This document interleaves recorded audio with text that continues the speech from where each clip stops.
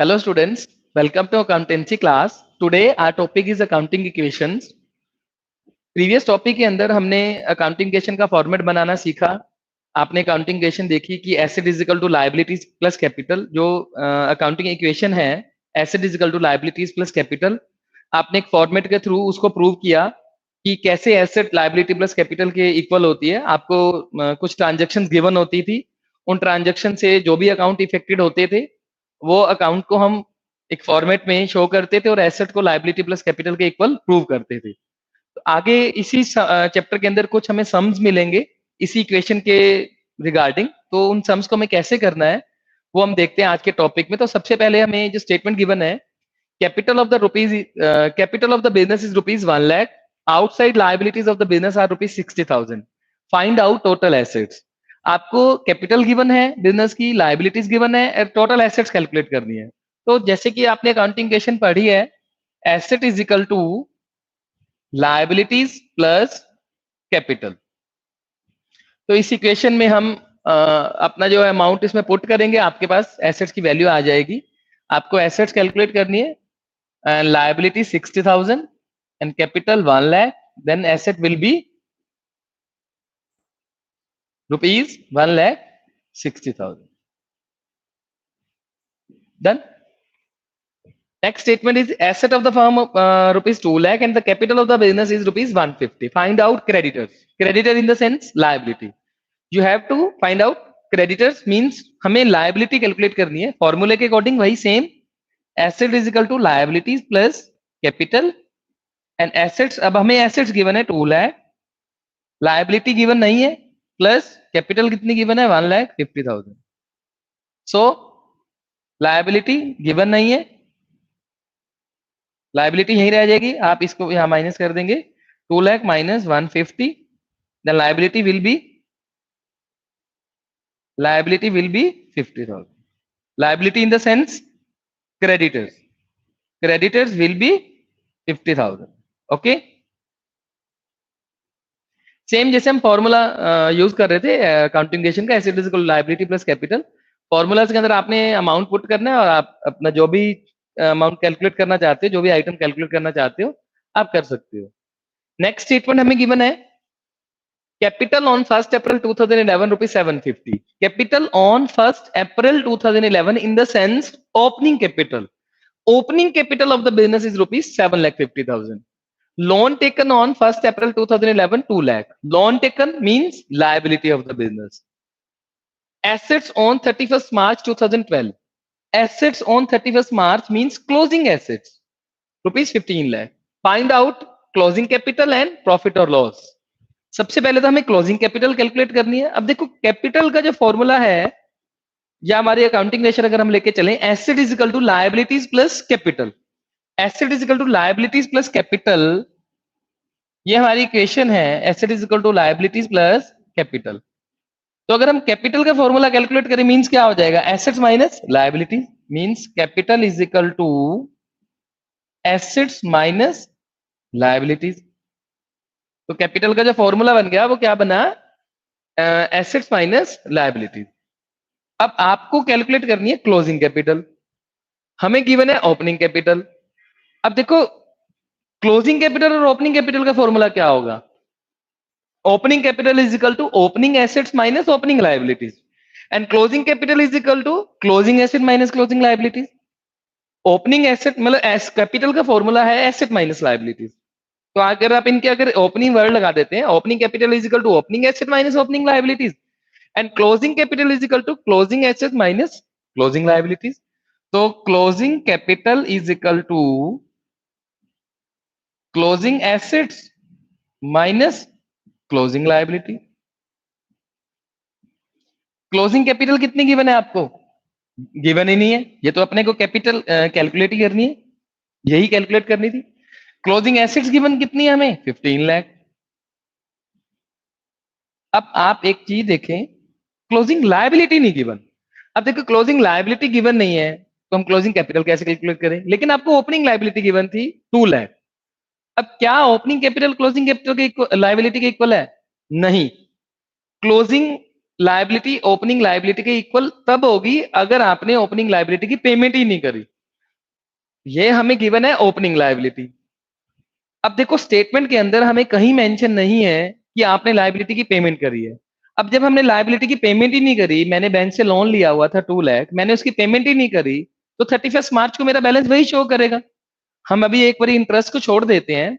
मेरा जो लोन का बैलेंस था वो था 2 लाख, मैंने लोन पे ही नहीं किया, 31 मार्च को भी तो मेरा वही बैलेंस होगा। इट मीन्स मेरी यहाँ इस सम के अंदर क्लोजिंग लायबिलिटी ओपनिंग लायबिलिटी के इक्वल हो जाएगी। ऐसा जरूरी नहीं है कि क्लोजिंग लायबिलिटी ओपनिंग लायबिलिटी के इक्वल हो, क्योंकि हो सकता है आपने पेमेंट कर दी हो सकता है आपने और लोन ले लिया हो, लेकिन हमें स्टेटमेंट के अंदर कुछ मेंशन नहीं है, तो हम यही एज्यूम करके चलेंगे कि आपने लोन की पेमेंट करी ही नहीं, तो क्लोजिंग लायबिलिटी ही आपकी ओपनिंग लायबिलिटी बन जाएगी। मींस आपकी क्लोजिंग लायबिलिटी उतनी ही है जितनी आपकी ओपनिंग लायबिलिटी थी।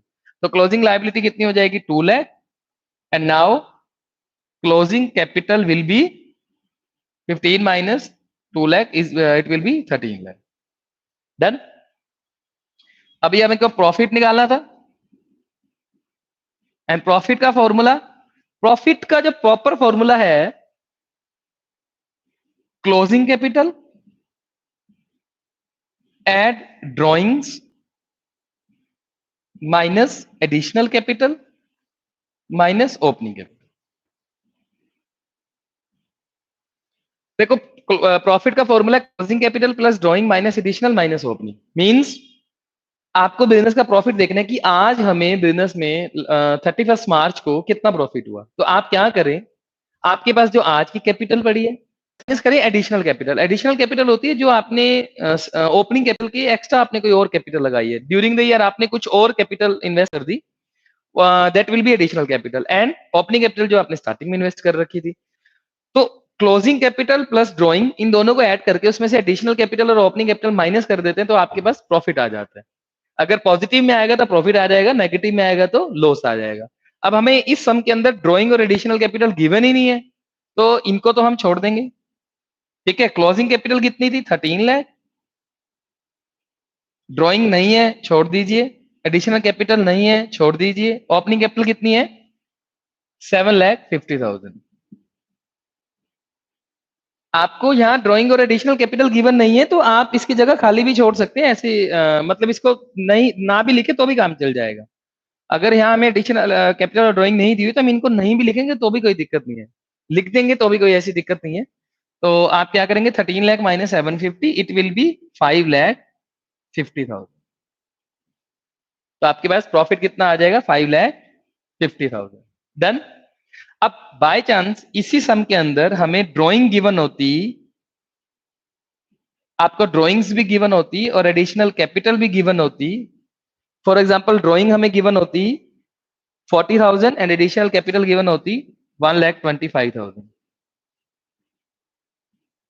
तो आप प्रॉफिट कैसे कैलकुलेट करते? फॉर्मूला भाई, प्रॉफिट इज इक्वल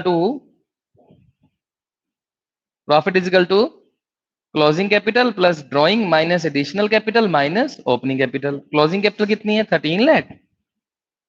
ड्राइंग कितनी है? 40,000, ये ड्राइंग थी। Additional capital 1,25,000। ओपनिंग कैपिटल, ये एडिशनल कैपिटल थी, ओपनिंग कैपिटल 7,50,000। तो आपका प्रॉफिट कितना आ जाता? 4,65,000।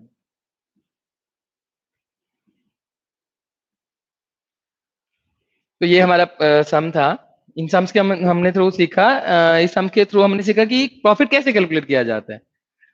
इसको दोबारा से देखते हैं। आपको ये स्टेटमेंट गिवन थी, तो सबसे पहले तो हमें क्लोजिंग कैपिटल निकालनी थी। तो क्लोजिंग कैपिटल का formula closing assets minus closing liability. तो आपने क्लोजिंग एसेट्स फाइंड आउट की, क्लोजिंग लायबिलिटीज फाइंड आउट की। इस सम के थ्रू हमारी ओपनिंग कैपिटल ही क्लोजिंग ओपनिंग लायबिलिटी ही क्लोजिंग लायबिलिटी के इक्वल थी, तो वैल्यू पुट करके आपने क्लोजिंग कैपिटल कैलकुलेट की। After then profit, formula profit is equal to closing capital plus drawings minus additional capital minus opening capital. तो हमने जो भी आइटम्स हमें गिवन थी वो अमाउंट पुट किया, हमारे पास प्रॉफिट आ गया। यहाँ हमें ड्राइंग और एडिशनल कैपिटल गिवन नहीं थी, तो फॉर्मूला हुआ closing capital minus opening capital. और हमने ऐसा एज्यूम किया कि इसी सम के थ्रू अगर हमें ड्राइंग्स और एडिशनल कैपिटल गिवन होती तो प्रॉफिट क्या होता। फिर हमने प्रॉफिट का फॉर्मूला लगाया, फॉर्मूला वही रहेगा, closing capital plus drawing minus additional capital minus opening capital. वो वैल्यूज पुट करी तो हमारे पास प्रॉफिट आ गया 4,65,000। तो ये डिफरेंट एग्जाम्पल्स थे जिसके थ्रू हम एसेट्स, लायबिलिटीज, प्रॉफिट और कैपिटल निकालने सीख रहे थे। आगे आपको कुछ ट्रांजैक्शन दी होंगी,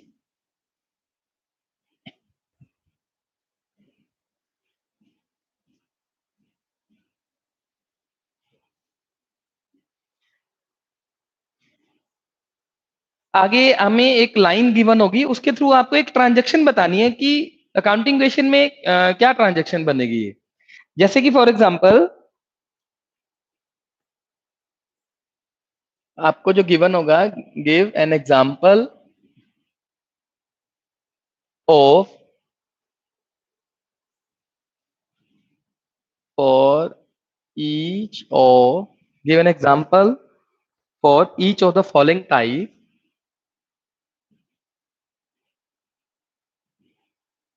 type of transaction.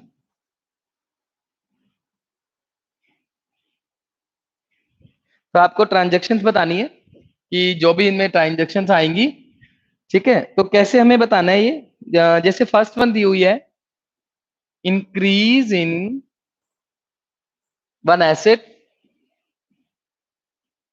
And decrease in another asset.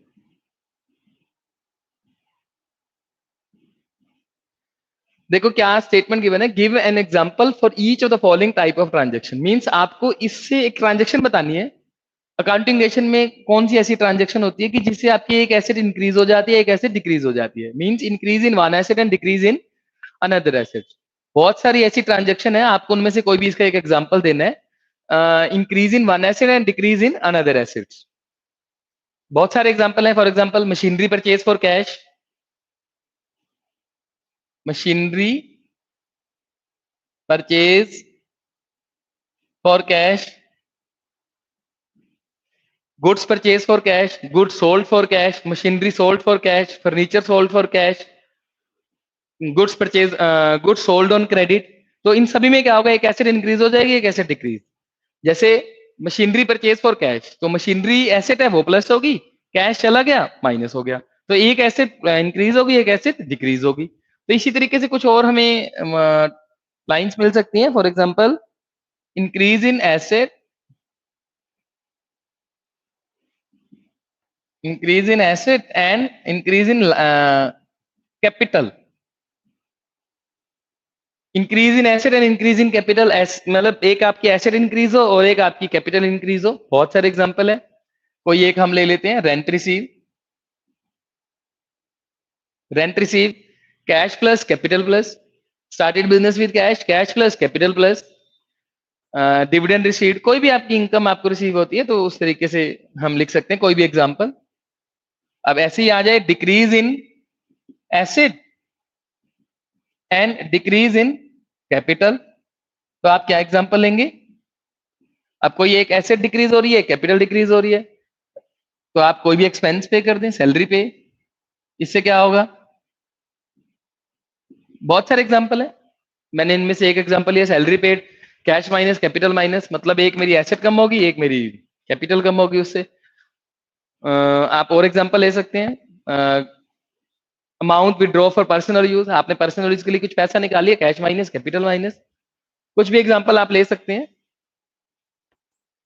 आगे आप ले सकते हैं कि increase in asset and increase in liability. कोई ऐसी ट्रांजैक्शन जिससे आपकी एसेट इंक्रीज हो जाए और लायबिलिटी इंक्रीज हो जाए। तो गुड्स परचेज ऑन, इसका एग्जांपल क्या होगा, goods purchase on credit. Goods purchase on credit मतलब आपने क्रेडिट में गुड्स परचेज कर ली। क्रेडिट में गुड परचेज करने से क्या हुआ, आपकी एसेट इंक्रीज होगी, स्टॉक प्लस हो गया, उधर से आपकी लायबिलिटी इंक्रीज होगी। तो डिफरेंट एग्जांपल आप दे सकते हैं। एक जो आपको लाइन गिवन होगी उसकी जो भी एग्जांपल है, ऐसा नहीं है कि जो एग्जांपल मैंने लिखा वही लिखना है आपको। जो भी एग्जांपल उसका एक्चुअल एग्जांपल बनता है, एक्यूरेट एग्जांपल बनता है, आप उसका आंसर वो लिख सकते हैं। अगर आपको एक ही आंसर पूछा हुआ है, एक ही आंसर दें, एक ही ट्रांजेक्शन बताएं, टू पूछी हुई है तो टू ट्रांजेक्शन बता सकते हैं आप। तो ये कुछ एग्जाम्पल थे कुछ लाइंस गिवन थी हमें, तो उसके थ्रू हमें आपको ट्रांजैक्शन बतानी थी कि अकाउंटिंग इक्वेशन में ऐसी कौन सी ट्रांजैक्शन होती है कि उसका जो इफेक्ट पड़ता है। तो जो आज का हमारा टॉपिक था वो यही था, जिसके अंदर हमने सीखा कि प्रॉफिट का फॉर्मूला क्या होता है, कैपिटल कैसे कैलकुलेट की जाती है, एसेट कैसे कैलकुलेट की जाती है। तो एसेट और एसेट्स कैलकुलेट करनी है आपको, क्रेडिटर्स कैलकुलेट करने हैं, लायबिलिटी कैलकुलेट करनी है, तो उसके लिए तो हमें फॉर्मूला यूज किया अकाउंटिंगेशन का, asset is equal to liabilities plus capital. और आफ्टर देन आपने प्रॉफिट का फॉर्मूला सीखा। प्रॉफिट का फॉर्मूला था closing capital plus drawing minus additional capital minus opening capital. जो भी वैल्यू आपको गिवन होंगी वो वैल्यूज पुट करें, आप अपना प्रॉफिट कैलकुलेट कर सकते हैं। पॉजिटिव में आता है तो प्रॉफिट आएगा, नेगेटिव में आता है तो लॉस। अनदर एक एग्जांपल था हमारे पास कि कुछ आपको ऐसे लाइंस मिलेंगी जिसके थ्रू हमें बताना है कि इनका ऐसी इनसे कौन कौन सी ट्रांजेक्शन्स बनती हैं अकाउंटिंग में। जैसे कि फॉर एग्जांपल आपको एक लाइन गिवन थी, ऐसी ट्रांजेक्शन बताएं कि जिससे एक आपकी एसेट इंक्रीज हो जाए, एक एसेट डिक्रीज हो जाए। तो हमने देखा कि बहुत सारी ट्रांजेक्शन ऐसी, मैंने एक एग्जांपल लिया machinery purchase for cash. Machine plus होगी, कैश माइनस, एक एसेट प्लस होगी, एक एसेट कम होगी। Increase in asset, increase in capital, decrease in asset, decrease in capital, increase in asset and increase in liabilities. तो किसी भी तरीके से आपको कोई भी लाइन मिल सकती है, तो आपको उनके थ्रू ट्रांजेक्शन बतानी है। तो जो आज का टॉपिक था वो हमारा कंप्लीट हुआ। नेक्स्ट टॉपिक नेक्स्ट क्लास के अंदर। ओके।